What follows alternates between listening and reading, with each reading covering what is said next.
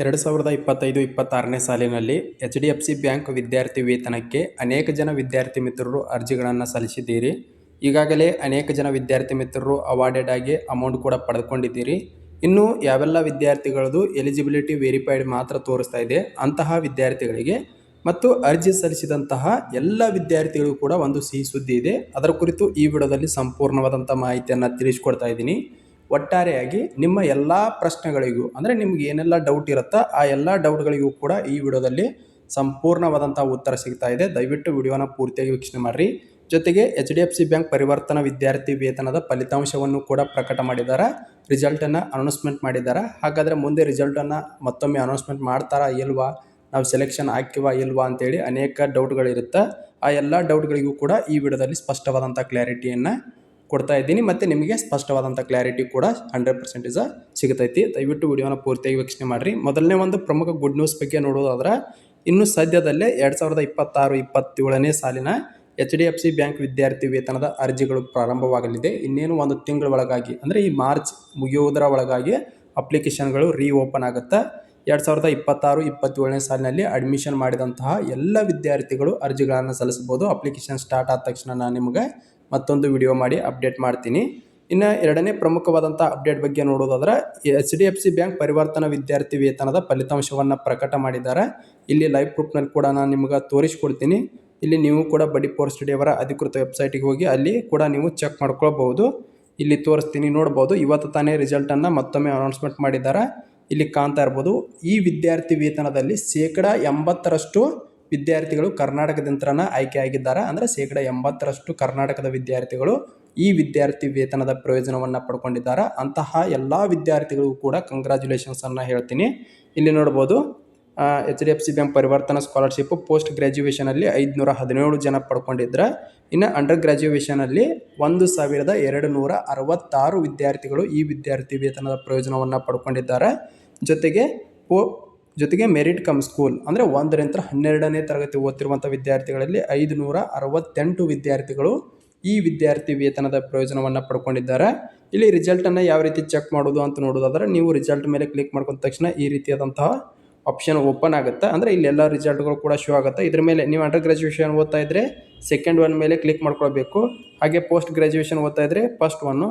ಹಾಗೆ ನೀವೇನಾದರೂ ಸ್ಕೂಲನ್ನು ಓದ್ತಾ ಇದ್ದರೆ ಅಂದರೆ 1ರಿಂದ 12ನೇ ತರಗತಿ ಓದ್ತಿರುವಂಥವ್ರು ಥರ್ಡ್ ಒನ್ನಲ್ಲಿ ನೀವು ಕ್ಲಿಕ್ ಮಾಡ್ಕೊಳ್ಬೇಕು. ಈಗ ನನ್ನ ಸೆಕೆಂಡ್ ಆಪ್ಷನ್ನು ಅಂಡರ್ ಗ್ರ್ಯಾಜುಯೇಷನ್ ಕೋರ್ಸನ್ನು ಓದ್ತಿರುವಂಥ ವಿದ್ಯಾರ್ಥಿಗಳ ರಿಸಲ್ಟ್ ಫಲಿತಾಂಶದ ಲಿಸ್ಟನ್ನು ಕ್ಲಿಕ್ ಮಾಡ್ಕೊಳ್ತಾ ಇದ್ದೀನಿ.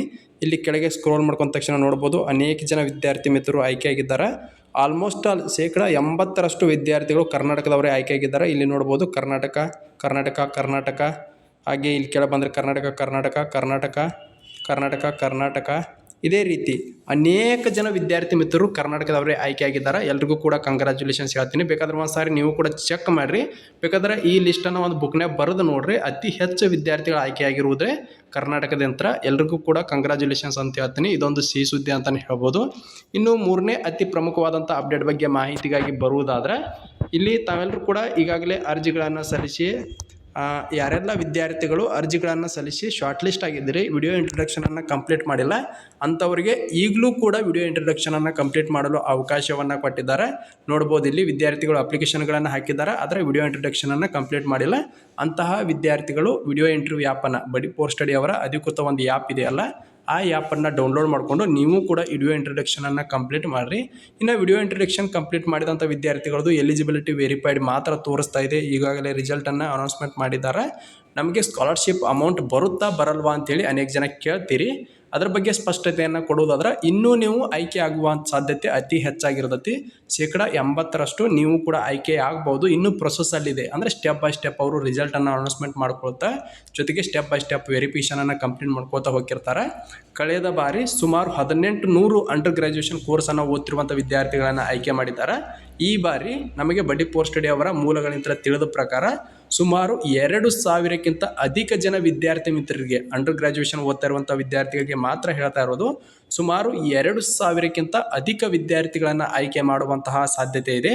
ಆದ್ದರಿಂದ ನೀವು ಕೂಡ ಯಾರ್ದೆಲ್ಲ ವಿಡಿಯೋ ಇಂಟ್ರಡಕ್ಷನನ್ನು ಕಂಪ್ಲೀಟ್ ಮಾಡಿ ಎಲಿಜಿಬಿಲಿಟಿ ವೆರಿಫೈಡ್ ಅಂತ ತೋರಿಸ್ತಾ ಇದೆ ಅಂತಹ ವಿದ್ಯಾರ್ಥಿಗಳು ಇನ್ನೂ ಸ್ವಲ್ಪ ದಿನ ವೇಟ್ ಮಾಡಿರಿ, ಆಟೋಮೆಟಿಕ್ಕಾಗಿ ಸ್ಟೇಟಸ್ ಅಪ್ಡೇಟ್ ಆಗುತ್ತೆ.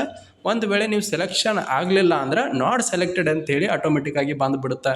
ಇನ್ನೂ ಎಲಿಜಿಬಿಲಿಟಿ ವೆರಿಫೈಡ್ ಅಂತ ತೋರಿಸ್ತಾ ಇದೆ ಅಂತ ಅರ್ಥ ಅಂದರೆ ನೀವು 80% ಆಯ್ಕೆ ಆಗುವಂಥ ಸಾಧ್ಯತೆ ಹೆಚ್ಚಾಗಿರುತ್ತೆ. ಯಾವುದೇ ರೀತಿ ಸಂದೇಹ ಬೇಡ. ಅನೇಕ ಜನ ಕಮೆಂಟನ್ನು ಮಾಡ್ತಾ ಇದ್ರಿ, ಇನ್ನೂ ನಮ್ಮದು ಎಲಿಜಿಬಿಲಿಟಿ ವೆರಿಫೈಡ್ ಅಂತ ತೋರಿಸ್ತಾ ಇದೆ, ಏನು ಮಾಡಬೇಕು ಅಂತೇಳಿ. ಅಂಥ ವಿದ್ಯಾರ್ಥಿಗಳಿಗೆ ಸ್ಪಷ್ಟವಾದಂಥ ಕ್ಲಾರಿಟಿಯನ್ನು ಕೊಡ್ತಾ ಇದ್ದೀನಿ. ಜೊತೆಗೆ ಯಾರೆಲ್ಲ ವಿದ್ಯಾರ್ಥಿಗಳು ವಿಡಿಯೋ ಇಂಟ್ರಡಕ್ಷನನ್ನು ಕಂಪ್ಲೀಟ್ ಮಾಡಿಲ್ಲ ದಯವಿಟ್ಟು ಹೋಗಿ ಆದಷ್ಟು ಬೇಗನೆ ಕಂಪ್ಲೀಟ್ ಮಾಡಿರಿ. ಹಾಗೆ ಈ ವಿದ್ಯಾರ್ಥಿ ವೇತನದ ಕುರಿತು ಮತ್ತೊಂದು ಪ್ರಮುಖವಾದಂಥ ಅಪ್ಡೇಟ್ ಬಗ್ಗೆ ಮಾಹಿತಿಯನ್ನು ನೀಡುವುದಾದರೆ, ಅನೇಕ ಜನ ವಿದ್ಯಾರ್ಥಿ ಮಿತ್ರರು ನಮಗೆ ಕಡಿಮೆ ಅಮೌಂಟ್ ಬಂದಿದೆ ಅಂತ ಹೇಳ್ತಾ ಇದ್ರಿ. ಇಲ್ಲಿ ತೋರಿಸ್ತೀವಿ ಒಂದು ನಿಮಿಷ. ಬಹಳಷ್ಟು ಜನ ಹೇಳ್ತಾ ಇದ್ರಿ ನಮಗೆ ಕಡಿಮೆ ಅಮೌಂಟ್ ಬಂದಿದೆ, ನಾವು ಪೋಸ್ಟ್ ಗ್ರ್ಯಾಜುಯೇಷನ್ ಓದ್ತಾ ಇದ್ವಿ, ನಮಗೆ 75,000 ರೂಪಾಯಲ್ಲಿ 55,000 ಬಂದಿದೆ ಅಂತ ಹೇಳ್ತಾ ಇದ್ರಿ. ಜೊತೆಗೆ ಉಳಿದ ವಿದ್ಯಾರ್ಥಿಗಳು ಕೂಡ ಕಡಿಮೆ ಅಮೌಂಟ್ ಬಂದಿದೆ ಅಂತ ಹೇಳ್ತಾ ಇದ್ರಿ. ಇಲ್ಲಿ ಸ್ಪಷ್ಟವಾದಂಥ ಕ್ಲಾರಿಟಿಯನ್ನು ಕೊಡುವುದಾದ್ರೆ, ಬಡ್ಡಿ ಪೋಸ್ಟ್ ಸ್ಟಡಿ ವೆಬ್ಸೈಟ್ ಮೂಲಕ ಯಾವುದೇ ವಿದ್ಯಾರ್ಥಿ ವೇತನಕ್ಕೆ ಅರ್ಜಿಗಳನ್ನು ಸಲ್ಲಿಸಿದ್ರೂ ಕೂಡ ನಿಮಗೆ 80% ಅಂದರೆ ನಿಮ್ಮ ವಿದ್ಯಾರ್ಥಿ ಅಂದರೆ ನೀವು ಕಾಲೇಜಿನ ಶುಲ್ಕವನ್ನು ಎಷ್ಟು ತುಂಬಿರ್ತೀರಿ ಅದರ 80% ಮಾತ್ರ ವಿದ್ಯಾರ್ಥಿ ವೇತನವನ್ನು ನೀವು ಇಲ್ಲಿ ಪಡೆದುಕೊಳ್ಬೋದಾಗಿರುತ್ತೆ. 80% ವಿದ್ಯಾರ್ಥಿ ವೇತನ ಅಂದರೆ ನೀವು 1,00,000 ರೂಪಾಯಿಗಳನ್ನು ಕಾಲೇಜು ಶುಲ್ಕವನ್ನಾಗಿ ತುಂಬಿದ್ರೆ 80% ಅಂದರೆ 80,000 ರೂಪಾಯಿವರೆಗೂ ಕೂಡ ವಿದ್ಯಾರ್ಥಿ ವೇತನವನ್ನು ಪಡ್ಕೊಳ್ಬೋದು. ಇಲ್ಲಿ ಸ್ಥಿರ ವಿದ್ಯಾರ್ಥಿ ವೇತನ ಅಂತೇಳಿ ಏನಾದರೂ ಅವ್ರು ಮೆನ್ಷನ್ ಮಾಡಿದ್ರೆ ಅಂದ್ರೆ ನಿಮ್ಮ ಕಾಲೇಜಿನ ಶುಲ್ಕ ಏನಾದರೂ ಹೆಚ್ಚಿದ್ರೂ ಕೂಡ ಅಥವಾ ಕಡಿಮೆ ಇದ್ದರೂ ಕೂಡ ನಿಮ್ಗೆ ಸ್ಥಿರ ವಿದ್ಯಾರ್ಥಿ ವೇತನವನ್ನಾಗಿ ನೀಡ್ತಾರೆ. ಉದಾಹರಣೆಗೆ ಮಹೀಂದ್ರ ಎಂಪವರ್ ಸ್ಕಾಲರ್ಶಿಪ್ ಆಗಿರ್ಬೋದು, ಟಾಟಾ ಪ್ಯಾರಿಸ್ ಸ್ಕಾಲರ್ಶಿಪ್ ಆಗಿರ್ಬೋದು, ಅವರು 15,000 ರೂಪಾಯಿಗಳ ನಿಶ್ಚಿತ ವಿದ್ಯಾರ್ಥಿ ವೇತನವನ್ನು ನೀಡ್ತಾರೆ. ಆದರೆ ಇದು HDFC ಬ್ಯಾಂಕ್ ಸ್ಕಾಲರ್ಶಿಪ್ದು ಆ ರೀತಿ ಅಲ್ಲ, 80%. ಈಗ ಕೆಲವೊಂದಿಷ್ಟು ವಿದ್ಯಾರ್ಥಿಗಳಿಗೆ ಡೌಟ್ ಬರುತ್ತೆ, ನಮ್ಮದು 75,000ಕ್ಕಿಂತ ಅಧಿಕ ಕಾಲೇಜಿನ ಶುಲ್ಕವಿದೆ ಆದರೂ ಕೂಡ 55,000 ಕೊಟ್ಟಿದ್ದಾರೆ ಅಂತೇಳಿ. ಅಲ್ಲಿ 75,000ದಲ್ಲಿ 80% ವಿದ್ಯಾರ್ಥಿ ವೇತನವನ್ನು ಕೊಡ್ತಾರೆ. ಅಂದರೆ 75,000 ರೂಪಾಯಿಗಳಲ್ಲಿ 80% ಅಂದರೆ ಸುಮಾರು 55,000 ರೂಪಾಯಿವರೆಗೂ ಕೂಡ ವಿದ್ಯಾರ್ಥಿ ವೇತನವನ್ನು ನೀಡ್ತಾರೆ. ನಿಮ್ಗೆ ಸ್ಪಷ್ಟವಾದಂಥ ಕ್ಲಾರಿಟಿ ಸಿಕ್ತು ಅನ್ಕೋತೀನಿ. ಇಲ್ಲಿ ಎಷ್ಟು ವಿದ್ಯಾರ್ಥಿ ವೇತನ ಇರುತ್ತಲ್ಲ ಅದರಲ್ಲಿ 80% ವಿದ್ಯಾರ್ಥಿ ವೇತನವನ್ನು ನೀಡ್ತಾರೆ. ಅದಕ್ಕಿಂತ ಹೆಚ್ಚಿನ ಬಹಳ ಕಾಲೇಜಿನ ಶುಲ್ಕವಿತ್ತಂದ್ರೆ ಮಾತ್ರ ನಿಮಗೆ 75% ಅಂದರೆ 75,000 ರೂಪಾಯಿವರೆಗೂ ಕೂಡ ವಿದ್ಯಾರ್ಥಿ ವೇತನವನ್ನು ಇಲ್ಲಿ ನೀಡ್ತಾರೆ. ಇದು ಸ್ಪಷ್ಟವಾದಂಥ ಕ್ಲಾರಿಟಿಯನ್ನು ಕೊಡ್ತಾ ಇದ್ದೀನಿ. ಇದಕ್ಕೆ ಸಂಬಂಧಪಟ್ಟಂತೆ ಅಂದರೆ HDFC ಬ್ಯಾಂಕ್ ವಿದ್ಯಾರ್ಥಿ ವೇತನಕ್ಕೆ ಸಂಬಂಧಪಟ್ಟಂತೆ ಏನಾದರೂ ಸಂದೇಹಗಳಿದ್ವು ಅಂದರೆ ದಯವಿಟ್ಟು ಕಮೆಂಟ್ ಬಾಕ್ಸಲ್ಲಿ ಕಮೆಂಟ್ ಮಾಡಿರಿ, ಅಥವಾ ನಮ್ಮ ವಾಟ್ಸಪ್ ಗ್ರೂಪ್ಗೆ ಜಾಯ್ನ್ ಆಗಿ ನನಗೆ ಪರ್ಸ್ನಲ್ಲಾಗಿ ವಾಟ್ಸಪ್ನಲ್ಲಿ ಕೂಡ ಮೆಸೇಜನ್ನು ಮಾಡಬಹುದು.